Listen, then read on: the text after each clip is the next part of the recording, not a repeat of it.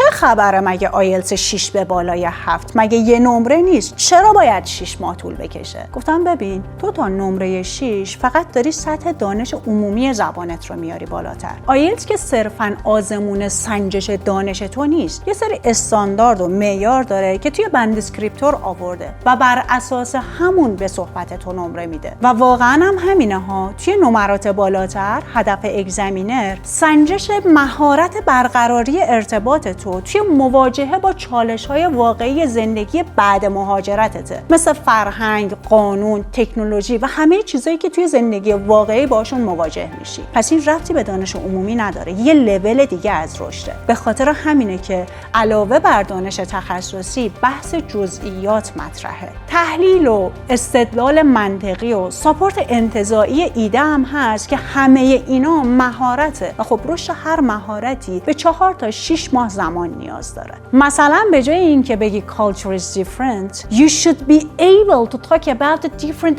aspects of this culture که بتونی بست بدی صحبتت رو و نشون بدی بلدی انتزاعی ساپورت بکنی ایدت رو. اما اینا چیزی نیست که تو رو بترسونه ها. وقتی این همه آدم تونستن نمره بالای 7 بگیرن، یعنی این آزمون یه سری استراتژی و تکنیک و قلق داره که اگه تو هم یاد بگیریش و برات جا بیفته، دیگه مثل همه شاگردای من 7 گرفتن برات رویا نمیشه.